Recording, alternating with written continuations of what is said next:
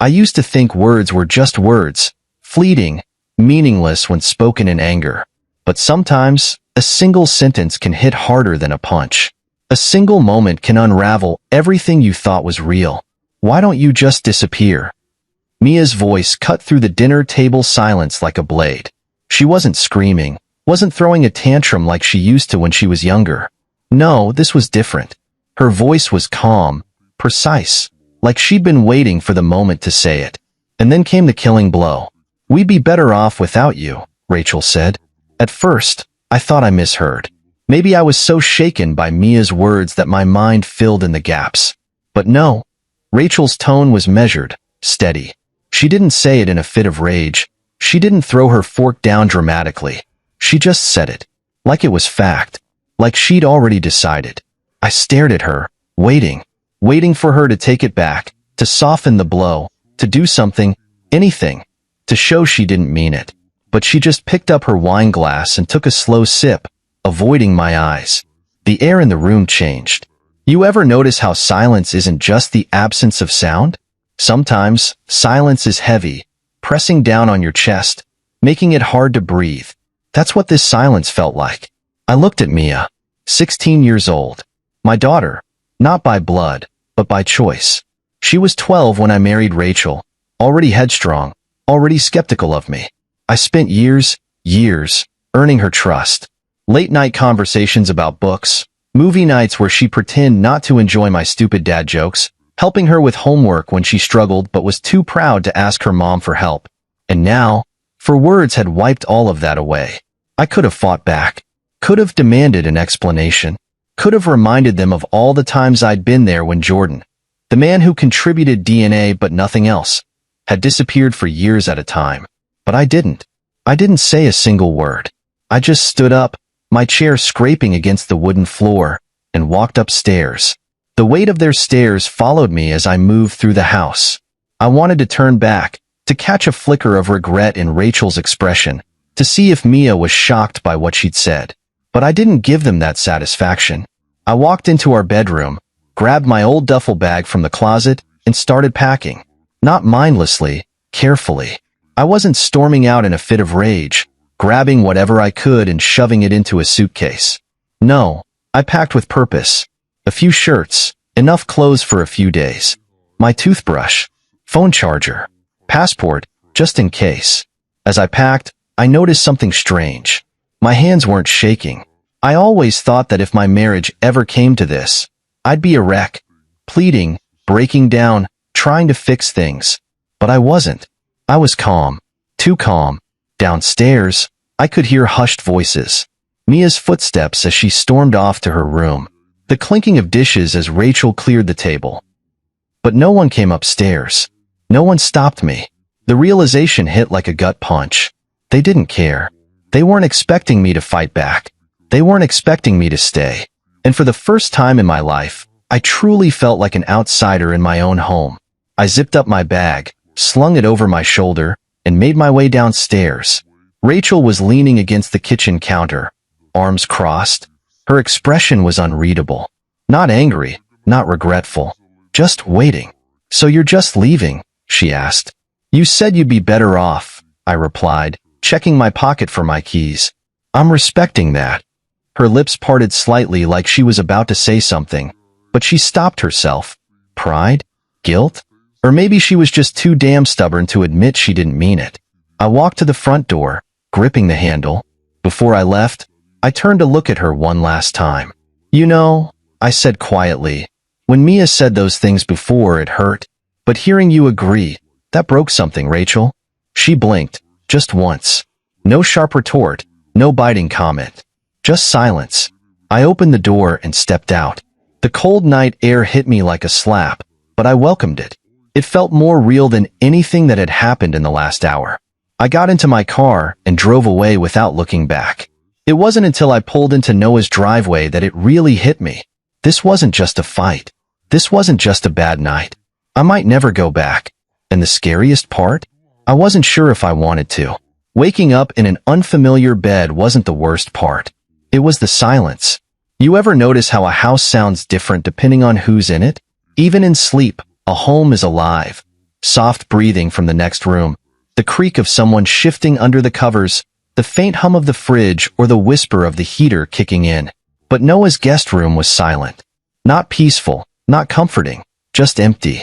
I stared at the ceiling, replaying last night's events over and over again in my head. Why don't you just disappear? We'd be better off without you. The words had settled into my chest like stones, pressing down with every breath. I thought maybe, in the light of day, it would hurt less. Maybe I'd wake up to a text from Rachel saying she didn't mean it. Maybe Mia would apologize. I turned over and grabbed my phone. 27 missed calls. Rachel, Mia, even Olivia, my sister. I exhaled slowly. I should have felt relieved, right? If they were calling, it meant something had changed. Maybe regret had set in. Maybe Rachel had realized what she'd said. Maybe Mia had seen my empty chair at the breakfast table and felt a twinge of guilt. Maybe, but something felt off. Rachel wasn't the kind of person who'd call 15 times unless something was wrong. Olivia wasn't the type to get involved unless she had to. A bad feeling crawled up my spine. I sat up and pulled on my jeans, still creased from yesterday. Noah was already in the kitchen when I stepped out, scrolling on his phone, a cup of coffee in his free hand. "You look like hell," he said without looking up. "Good morning to you too," I muttered, grabbing a mug. He finally glanced at me. "You check your phone yet?" "Yeah." I took a sip of coffee. 27 missed calls. Noah raised an eyebrow. "You call back?" I shook my head. He studied me for a moment, then turned his phone around and slid it across the counter. I stared at the screen. At first, I didn't process what I was looking at. It was a photo. A smiling man, sitting at a table in a restaurant, tagged at a location in Chicago. The caption was simple. "Reunited at last. Family is everything." And there, right next to him, was Mia. Smiling. Happy. The man sitting beside her was Jordan. I blinked. Looked again. My stomach twisted. When was this taken? My voice came out low, steady. "Posted last night," Noah said, taking a sip of his coffee. "Looks like he's been back in town for a while." I stared at Mia's face in the picture.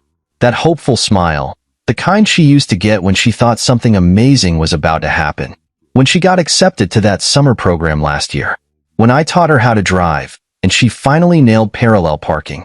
She was looking at Jordan that way, like he was the answer to everything. Like he hadn't abandoned her for years. I scrolled down, my hands tightening around the phone. The comments were filled with heart emojis. Friends saying things like, "So happy for you." And finally together. They didn't know. They didn't know that Jordan had missed 6 birthdays. That he'd promised Mia a trip to the beach when she was 10 and never showed up. That the last time he'd come back into her life, he had stayed for 2 weeks before disappearing again. And Rachel, she let this happen. I opened my call log, hovered over Rachel's name. I should call. I should demand an explanation. But I didn't. Instead, I did something I hadn't done in months. I checked Mia's Instagram. Her latest post was a selfie with Jordan. The caption? "Real family time." I inhaled sharply. My grip tightened on the phone. Real family. I wasn't in any of her photos. I scrolled further, past old posts, past birthday pictures, past vacation photos. It took me too long to realize what was wrong. I wasn't in any of them. Not one. Even photos I knew I had been in. The trip to Yellowstone last summer, Christmas morning by the tree, her 16th birthday party. I was gone. Not just untagged. Removed. A hollow feeling settled in my chest. This wasn't just about last night. This wasn't anger. This wasn't rebellion. This was erasure. I set the phone down carefully. My coffee had gone cold. I pushed it aside. Noah must have seen something in my face because his expression shifted. "You okay?" I exhaled, slow, measured. "No." He nodded like he expected that. "You gonna call her?" Rachel's name was still on my screen. I stared at it. Then I looked back at Mia's Instagram. Real family time. I made a decision. I slid the phone back across the counter and stood up. "I'm going home," I said. Noah didn't try to stop me. Because this time, I wasn't going back for them. I was going back to see what was left of me. The drive home was quieter than I expected. No radio. No traffic noise that I paid attention to. just the sound of my thoughts, circling the same realization over and over again. I had been erased. Not just forgotten, not just ignored. Erased. Mia hadn't just stopped talking to me. She had rewritten history. The vacations, the birthdays, the moments we shared, gone. And Rachel had allowed it. The closer I got to the house, the tighter the knot in my stomach became. I didn't know what I was walking into. Were they waiting for me? Had Mia even noticed I was gone? Did Rachel regret anything? Or was she already imagining a life where I didn't exist? I pulled into the driveway, staring at the house I had called home for years. Nothing looked different from the outside. The lawn was still neatly trimmed. The lights were still on.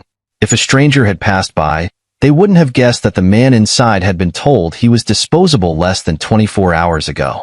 I stepped out of the car, pocketed my keys, and made my way up the porch. My fingers hesitated on the door handle. I wasn't coming back to beg. I wasn't coming back to argue. I just needed to see, to confirm what I already knew deep down. When I stepped inside, I was met with silence. Not the comfortable, peaceful kind, but the heavy, unnatural kind. Like the house itself was waiting. And then I saw it. The wall of family photos in the living room. I had noticed the missing pictures before, but now, standing in front of them, it was even worse than I thought. It wasn't just a few missing frames.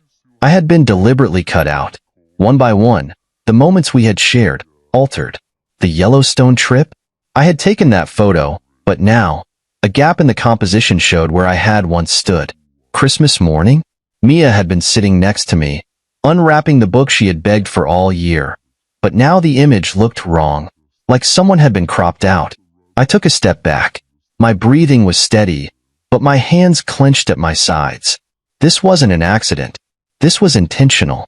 The floor above me creaked. A door softly clicked shut. Mia. I stayed still, listening. She had noticed I was here. For a moment, there was silence. Then, after a slight hesitation, her footsteps moved toward the stairs. I turned just in time to see her coming down, phone in hand, avoiding my eyes. She didn't greet me, didn't say anything, just walked past, heading toward the kitchen. Morning, I said, my voice even. She paused, just for a second. Then, without looking at me, she muttered, morning. The tension in the air was thick. 3 years of building trust, of bonding, of being the one who was always there. And this is where we had ended up. That's a lot of calls you made, I continued, keeping my tone neutral. Finally, she glanced at me. Mom wanted me to. So it hadn't been her. Of course not. She shifted uncomfortably, fingers gripping her phone like it was a lifeline. How long has this been going on? I asked. She frowned. What? The photos. The erasing. How long? She looked at me now, fully. And there it was, the same defiance I had seen last night. But beneath it, I caught something else. Something smaller, something fragile. Guilt. A while, she admitted. Before last night? She nodded. I let that sink in. So this wasn't just a reaction to our fight. This wasn't just a teenage outburst. She had been preparing for this. Is this what you wanted? I asked quietly. To pretend I was never here?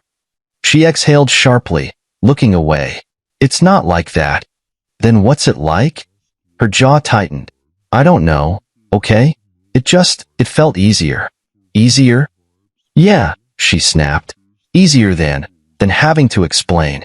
Easier than. She cut herself off, shaking her head like she'd already said too much. I watched her carefully. Explain what, Mia? Her phone buzzed. She glanced down. I didn't have to ask who it was. Jordan. Of course. Mia, I said slowly. How long has he been talking to you? She hesitated. That was all the confirmation I needed. I took a step closer. Before last night? Before this week? Another hesitation. Months, she finally admitted. I closed my eyes briefly, letting the weight of that settle. Months. While I had been in this house, thinking everything was fine, he had been in her ear, feeding her his version of the truth. Did Mom know? She nodded. She didn't want to tell you. She thought it would just make things worse. Worse. Rachel had known. She had known Jordan was back. that he was talking to Mia, filling her head with whatever lies he had convinced himself of, and she had let it happen. Did he tell you to do it?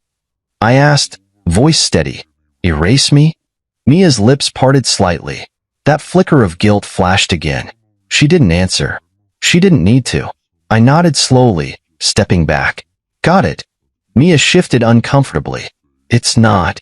I raised a hand. You don't have to explain. I turned away, heading toward the door. I had heard enough. Because now I knew the truth. This wasn't just about her being mad at me. This wasn't just about teenage rebellion. This was Jordan's influence. And Rachel had let it happen. As I walked out of the house, I knew one thing for certain. This wasn't over. I didn't drive far. I couldn't. I pulled into an empty parking lot outside a closed cafe, gripping the steering wheel so tightly my knuckles turned white. The anger that had been simmering since last night was boiling over. But it wasn't just anger. It was something worse. Betrayal. Mia had been talking to Jordan for months. Rachel had known. And neither of them had told me. I pressed my forehead against the steering wheel, taking slow, measured breaths. I wasn't going to break down. I wasn't going to lose control. I needed to think. My phone buzzed against the passenger seat. I didn't have to look to know who it was. I let it ring. I let the silence stretch. Then I picked it up. 27 missed calls yesterday. Another 8 this morning. Rachel, Mia, Olivia, and now, a number I didn't recognize. I hesitated, then answered. Hello? Mr. Carter? The voice was unfamiliar, professional, a woman. This is Mrs. Taylor, Mia's guidance counselor at Westbridge High. I hope I'm not catching you at a bad time. I sat up. No, it's fine. What's going on? A pause. A measured inhale. I wanted to reach out because I've noticed some recent changes in Mia's academic plans that concern me. My grip on the phone tightened. Changes? Yes. As of yesterday, she submitted withdrawal forms for all her advanced placement classes. She's also dropping French club and student council. I asked her why, and she said she's transferring schools next semester. I nearly dropped the phone. She what? Mrs. Taylor continued, her voice calm but laced with concern. She requested her transcripts be sent to 3 schools in Chicago. My stomach twisted. Jordan. Chicago. I ran a hand down my face. And you're just now telling me this? To be honest, I would have contacted you sooner, but her mother signed off on everything. I assumed it was a family decision. A bitter laugh escaped me. Yeah. No. Definitely not a family decision. Another pause. I see. Mr. Carter, I don't mean to overstep, but I've known Mia since freshman year. She's always been driven, ambitious. She had a clear college plan, and now, within a matter of days, she's giving it all up to follow someone to another city. That's not normal. No, it wasn't. It was textbook manipulation. I shut my eyes, inhaling deeply. She said anything else? Just that she's found a new opportunity, and that her father believes she's wasting her potential here.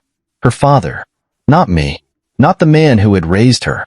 Not the man who had been at every school function, every late-night breakdown, every moment when she needed someone. Jordan had swooped in after years and already convinced her she needed to throw her future away for him. I forced my voice to stay level. Did she mention what kind of opportunity? A beat of hesitation. She said it was something in business. A startup. I clenched my jaw. Let me guess. Her father's startup? Yes. I laughed, but there was no humor in it. Just disbelief. Just rage bubbling beneath the surface. I knew exactly what was happening. Jordan had done this before. Not just to Mia, not just to Rachel, to others. Years ago, he had convinced Rachel to loan him $20,000 for a sure-thing business venture. She never saw a dime of it. When Mia was 13, Jordan had resurfaced, promising her the world, only to vanish 2 weeks later, right after getting another $5,000 out of Rachel. And now, he was back. I exhaled slowly, gripping my knee. Mrs. Taylor, I need to ask you something, and I need you to be honest. Do you think Mia is making these decisions because she truly believes in them, or do you think she's being manipulated? Another pause. Then, quietly, I think she's being manipulated. I closed my eyes. That was all I needed to hear. Thank you. I said. I appreciate the call. If there's anything I can do, I'll handle it, I said, and I would. I hung up, staring out the windshield. Mia wasn't just pulling away from me. She was being ripped away. I knew Jordan. I knew his tricks. He was laying the groundwork for something bigger. Convincing her to erase me was just step one. The next step? Get her dependent on him. Get her financially tied to him. Make sure she feels like he's the only one who believes in her. I couldn't let that happen. I wouldn't. I took another breath, steadying myself. First things first. I needed to see Rachel. I turned the ignition, backed out of the parking lot, and headed home. When I pulled into the driveway, Rachel's car was already there. Good. I stepped out and walked up to the door, knocking sharply. A moment later, the door opened. Rachel stood there, arms crossed, eyes guarded. You're back. I pushed past her, stepping inside. Where's Mia? She's out, Rachel said, shutting the door. What's going on? I turned to face her. You tell me. Because I just got off the phone with Mrs. Taylor, and she says our daughter is dropping out of everything and transferring to Chicago. Rachel's expression faltered, just for a second. Then, her walls went back up. I was going to tell you, she said. When? My voice was sharp now. When she was already gone? Rachel sighed, rubbing her temple. Lucas, how long have you known? I interrupted. How long have you known he's been back? That he's been talking to her? That he's been filling her head with this garbage? Her lips pressed together. A few months. My stomach twisted. Months. I took a slow step closer. And you didn't think I deserved to know? Rachel lifted her chin. I thought I could handle it. You thought you could handle Jordan? I scoffed. The same man who stole from you? The same man who lied to Mia, abandoned her, disappeared for years at a time? You really thought he just wanted to be a father now? Rachel hesitated. I ran a hand down my face. Jesus, Rachel. I was scared, she snapped suddenly. All right? I was scared that if I pushed too hard, she'd cut me out, that she'd choose him. I inhaled sharply. So instead, you let her erase me. Silence. Rachel exhaled, looking away. I didn't know what to do. I nodded slowly. Well, now you don't have a choice. Rachel blinked. What do you mean? I pulled out my phone. I'm stopping this. Now. Rachel's face paled. What are you going to do? I met her eyes. I'm going to make sure he never gets the chance to do this to her, or anyone again. Rachel stood in front of me, arms crossed, lips pressed into a tight line. I could see the tension in her shoulders, the way her fingers twitched at her sides. But I didn't care. I wasn't here to argue. I was here to end this. You can't just stop Jordan, Rachel said, voice sharp. He's already gotten into Mia's head. If you push too hard, you'll just make her run to him faster. She's already running, I shot back. Or did you miss the part where she's transferring schools? Where she's about to hand him her entire college fund? Rachel flinched. I didn't. Didn't what? I demanded. Didn't think it would go this far? Didn't think he'd do it again? I let out a bitter laugh. You should have known better. We both should have. Her jaw tightened. You think I don't feel guilty? I think you're more worried about keeping Mia's trust than keeping her safe. That one landed. Her face crumpled for half a second before she masked it. I exhaled, running a hand down my face. Look, I don't have time for this. You want to keep pretending like Jordan's not dangerous? Fine. But I'm not standing by and letting him do to Mia what he's done to you. What he's done to God knows how many other people. Rachel stared at me, something flickering behind her eyes. What do you mean? I pulled out my phone and scrolled to the folder I had created years ago, the one I had hoped I'd never need again. Then I turned the screen toward her. Rachel's breath hitched. There it was. The evidence. Jordan's history of scams. The fake business ventures, the stolen money, the victims who had tried and failed to get justice. This isn't just about Mia, I said. This is his pattern. He finds people, gains their trust, makes them believe in him, and then he drains them dry and moves on to the next target. Rachel's face paled as she scrolled through the files. Where did you get all this? I've been keeping track since the last time he showed up, I admitted. I had a feeling he'd come back one day. Rachel swallowed. And Mia is his next investment, I finished. Unless we stop him. Rachel stared at the phone, her hands tightening around it. For the first time, I saw real fear in her eyes. You have a plan, she finally said. I do. She hesitated. What is it? I exhaled. We take him down. Legally. Publicly. We expose him. Rachel's expression darkened. How? I glanced at my phone. With a little help, I scrolled through my contacts and called Olivia. She picked up on the second ring. Lucas, I need a favor. A pause. Is this about Mia? Yes. And Jordan.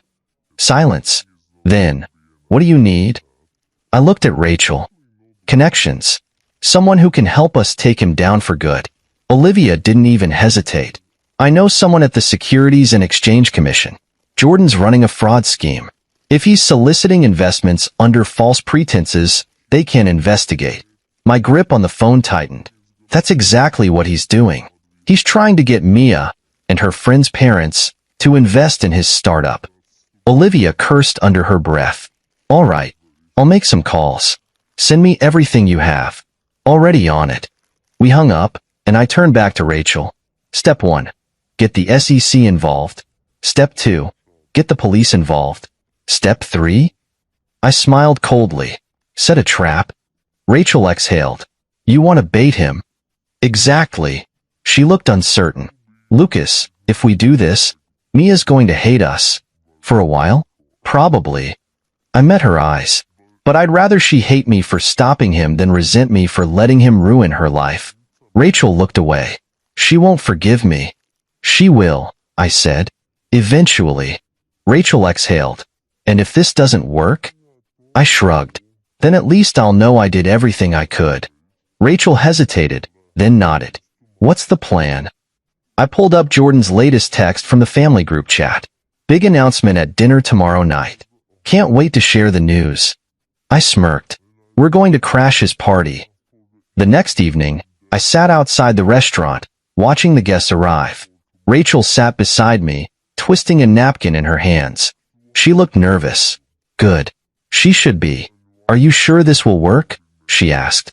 It's already working, I said, nodding toward a black sedan parked nearby. Inside? Federal agents. And inside the restaurant? 3 parents wearing hidden microphones.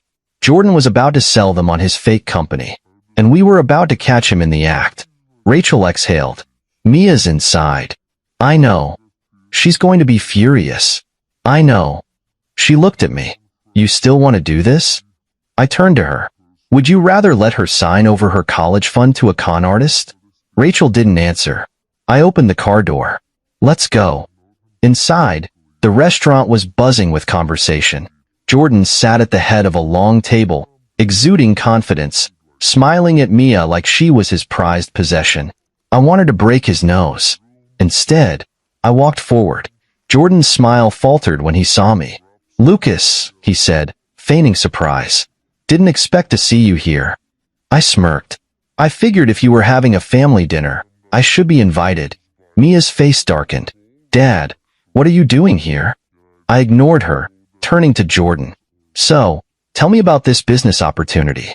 I hear it's a once-in-a-lifetime investment. Jordan's smile didn't waver, but I saw the flicker of hesitation. That's right, he said smoothly. I'm giving my family and close friends the chance of a lifetime. I nodded. And all you need is a few $100,000 from the people you love? His eyes sharpened. Lucas, I don't think this is the time or place. I smirked. Actually, it's the perfect time. I turned toward the doorway. Because there are some people who'd like to join us. On cue, the agents entered. Jordan's face drained of color. The agents walked straight toward him. Jordan Williams? Jordan stood quickly. There must be some mistake. There's no mistake, one agent said, holding up a folder. We have evidence of securities fraud, wire fraud, and investment fraud. You're under arrest. Mia gasped. Jordan turned to her. Sweetheart, I don't know what's happening. This is just a misunderstanding. Mia looked at me, wide-eyed. And for the first time in months, I saw doubt in her face. Dad, she whispered. I met her gaze. I told you, kid. Real family protects you. And as Jordan was cuffed and dragged away, I saw the moment Mia realized. I had never been the villain in this story. The restaurant was silent. The kind of silence that comes after a disaster, after the dust has settled but no one knows what to say. Jordan was gone. The federal agents had led him out in handcuffs, their voices calm, professional, as they read him his rights. A few guests had gasped, others had frozen in place, not sure whether to pretend they hadn't just witnessed a takedown or to start whispering about it immediately. But the only reaction I cared about was Mia's. She stood there, unmoving, staring at the door Jordan had just been dragged through. Her shoulders were tense, her hands clenched into fists at her sides. I could see it happening in real time, the shattering of the illusion. I took a careful step toward her.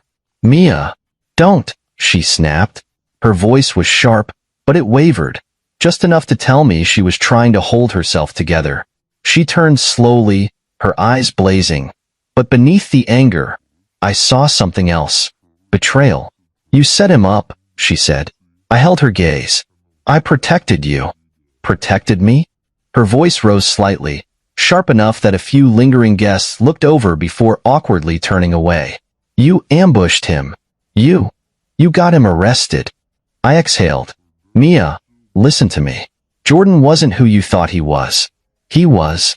I know who he is, she shouted, her face red now. He's my father. I flinched. I didn't mean to, but it hit harder than I expected. Not because she still saw him that way, but because she said it like I wasn't. Rachel placed a hand on Mia's arm, her voice soothing. Sweetheart, he was scamming you. He was scamming all of us. Mia yanked her arm away.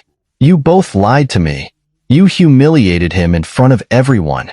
Do you have any idea how that felt? Rachel's face fell. Mia, I hate you. The words cut through the room like a whip. Rachel froze. I swallowed hard. Mia's chest was rising and falling fast, her breaths uneven, tears brimming in her eyes. But she wasn't done. I trusted you, she said, voice breaking. I thought. She shook her head violently. You didn't have to do this. You didn't have to ruin everything. Rachel tried again. Mia, we were trying to keep you safe. Mia let out a sharp, bitter laugh. Right. Safe. She turned her glare on me. You never wanted me to have a relationship with him. You just waited for an excuse to get rid of him. My jaw clenched. That's not true. Isn't it? She challenged. You were jealous. You couldn't stand that he came back, that I wanted to be with him.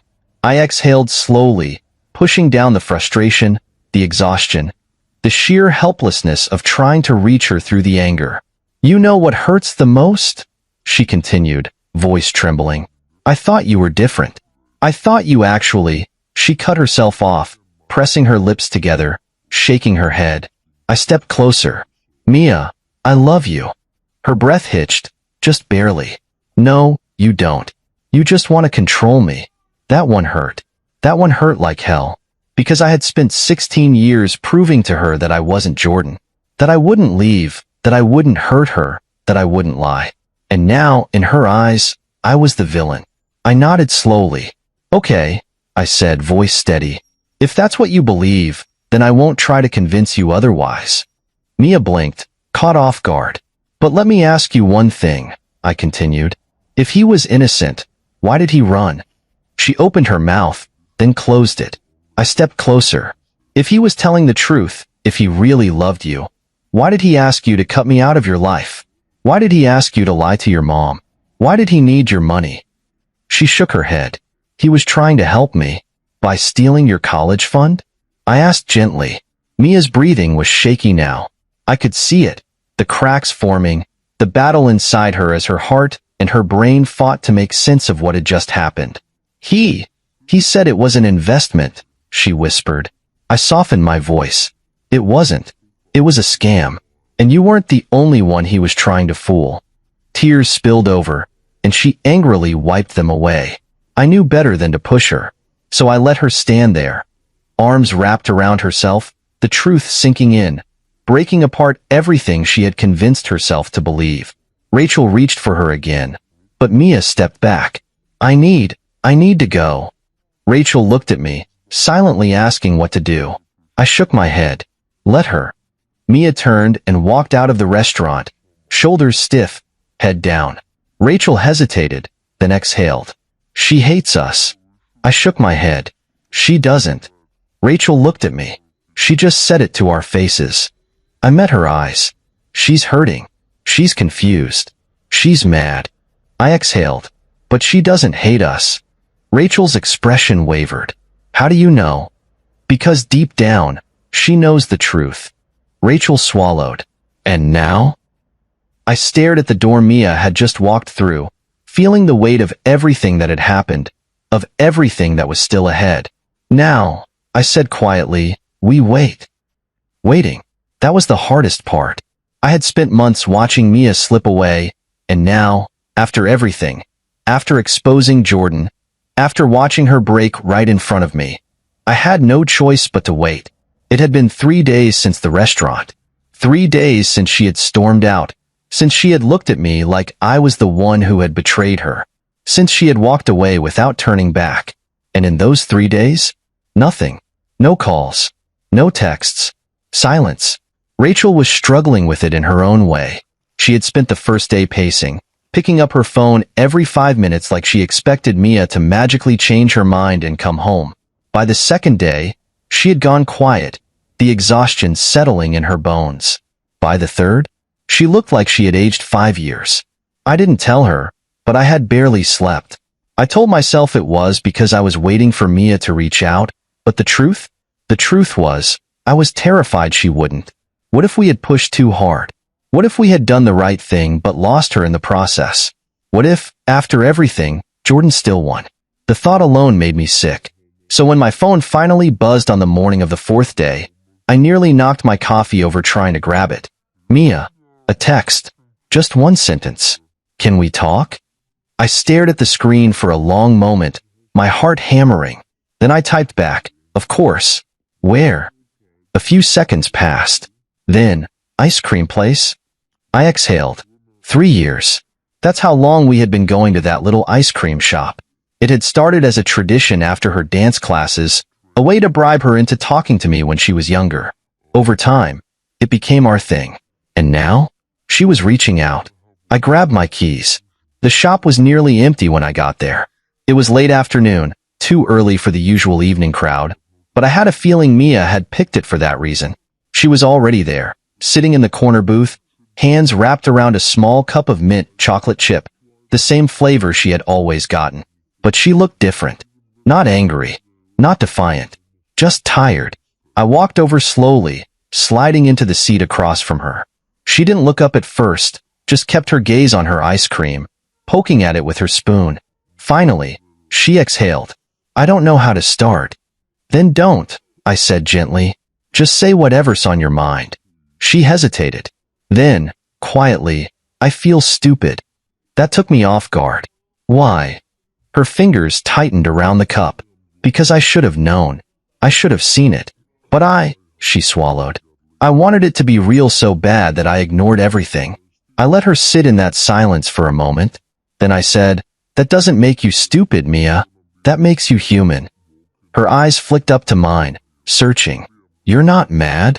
I was never mad at you, I said softly. Frustrated? Sure. Scared? Definitely. But never mad. Her lips parted slightly, like she hadn't expected that. I leaned forward. Mia, you were lied to. Manipulated. That's not on you. That's on him. Her jaw clenched and I saw it again. That flicker of anger, but this time, it wasn't directed at me. Why did he do it? She asked. I sighed. Because that's who he is. He takes. He convinces people to give up everything for him, and then he disappears. It's what he's always done. She exhaled, rubbing her temple. I feel so stupid for believing him. You believed him because you wanted to, I said. And that's okay. We all want to believe that people can change. But the important thing isn't that you believed him. It's that now, you see the truth. She let that sit for a while. Then, barely above a whisper, she asked, why didn't you fight me harder? I frowned. What do you mean? When I was pulling away, When I erased you from the photos. When I said, she swallowed hard. When I said all those things. Why didn't you stop me? I studied her carefully. Would it have worked? She blinked. I shook my head. You weren't ready to hear the truth yet. If I had pushed harder, you would have just run faster. Her throat bobbed. But I never gave up on you, Mia, I added. Not for a second. She inhaled sharply, her grip on the spoon tightening. I said I hated you. I nodded. You did. She looked away, guilt flickering across her face. I didn't mean it. I know. Finally, her shoulders sagged, the weight she had been carrying for weeks crashing down. I'm sorry, she whispered. I reached across the table, covering her hand with mine. I know. She sniffed, wiping her nose. You're supposed to say, it's okay. I smiled gently. No, it's not okay. But it will be. She let out a breathy laugh, shaking her head. God, you're such a dad. I chuckled. You're just realizing that now? She rolled her eyes but didn't pull her hand away. Mom's been freaking out, she admitted. I figured. She thought I wasn't coming home. I met her gaze. Are you? She hesitated, then nodded. Yeah. I exhaled, relief washing over me. But Mia wasn't done. One condition, she said. I raised an eyebrow. Oh. She took a deep breath. I want to help. I frowned. Help with what? She looked me straight in the eye. I want to make sure he never does this to anyone else. I blinked. Mia. No, she said firmly. He used me. He used my friends. He almost stole my future. And I let him. Her hands clenched into fists. I don't want to just move on like it never happened. I want to do something about it. I studied her carefully, pride swelling in my chest. She wasn't just healing. She was fighting back. And I wasn't going to stop her. I nodded. Okay. She exhaled in relief. Okay. I glanced at her melted ice cream. You gonna eat that? She snorted. It's basically soup now. I grinned. Another round? She hesitated, then smiled. Yeah, let's do it. We stood up, walking toward the counter. And for the first time in months, Mia walked beside me. Not as someone trying to escape, but as someone ready to rebuild. Healing isn't a straight line. It's messy, unpredictable. Some days, it feels like progress. Other days, it feels like you're right back where you started. But today felt like progress. Mia had come home. Rachel and I had been sitting in the living room when we heard the front door unlock. The sound was so normal, so routine, that for a second, neither of us reacted. But then I saw Rachel freeze, her hands tightening around the throw pillow on her lap. I turned just in time to see Mia step inside. She wasn't carrying a suitcase, wasn't making a dramatic entrance. She just walked in, like she had done 1,000 times before. Rachel shot up from the couch. Mia? Mia hesitated in the doorway. Yeah, it's me. For a long, painful moment, Rachel didn't move. Like she wasn't sure if this was real, or if one wrong word would make Mia walk right back out. Then, she took a careful step forward. Are you? Yeah, Mia cut in. I'm staying. Rachel's breath hitched. I saw her throat bob as she swallowed the emotions threatening to spill over. Oh, sweetheart. Before she could finish, Mia crossed the room and hugged her. Rachel collapsed into the hug, wrapping her arms around Mia like she was afraid to let go. I sat back, watching them, letting them have this moment. Then Mia turned to me. She didn't rush toward me the way she had with Rachel, but she didn't hesitate, either. She just looked at me for a long second, then nodded. I meant what I said at the ice cream shop, she murmured. I nodded back. I know. And just like that, the weight I had been carrying for weeks finally started to lift. She was home. The next few days felt lighter. Mia wasn't avoiding us anymore. She didn't immediately go to her room and shut the door. She was still quiet, still processing everything, but she was here. She asked Rachel for help with her history project. She sat next to me on the couch and stole my popcorn during a movie. She stayed at the dinner table instead of rushing off after eating. Small things. Huge things. Then, one night, she knocked on my office door. I looked up from my laptop. Hey kid. She stepped inside. holding a manila envelope. "I found this in my room," she said, placing it on my desk. "Jordan asked me to mail it last week." I frowned, picking it up. "What is it?" "Investment paperwork. For his startup." I flipped through the documents, my stomach twisting. Sure enough, it was exactly what I thought it was. A contract for an initial investment of $50,000. "Mia," I said slowly, "were you actually going to sign this?" She shifted uncomfortably. I thought about it. I wanted to prove I believed in him. I exhaled sharply. "And now?" She met my gaze. "I want to add it to the evidence file." I studied her. "You sure?" "Yeah." She squared her shoulders. "I want to be the one to hand it over." A slow smile tugged at the corner of my mouth. "All right." I reached for my phone. "Tomorrow morning, we deliver it together." The next morning, we walked into the district attorney's office. Mia had been quiet in the car, but now, as we stood in the hallway, I could see her nerves creeping in. She was gripping the envelope tightly, her fingers twitching slightly. I nudged her. "You okay?" She nodded quickly. "Yeah, just it's weird." "What is?" She exhaled. "I spent so long thinking he was the one person who really saw me, who believed in me. And now, I'm helping put him away." I nodded. "That's not easy." She let out a soft laugh. "No, it's really not." I glanced at her hands. "You don't have to do this if you're not ready." She tightened her grip on the envelope. "I am." Before I could say anything else, the door opened, and a woman in a navy blue suit stepped out. "Mr. Carter?" "Mia." Mia straightened. "That's us." The woman smiled. "I'm Assistant District Attorney Wells. Come on in." The meeting didn't take long. Mia handed over the documents. She answered their questions. She told them everything she had heard Jordan say, every promise he had made, every lie he had fed her. She didn't hesitate. And when we left the office, stepping out into the cool morning air, she let out a deep breath and smiled. I raised an eyebrow. That a relief smile or a nervous smile? "A little of both," she admitted. I grinned. "Proud of you, kid." She smirked.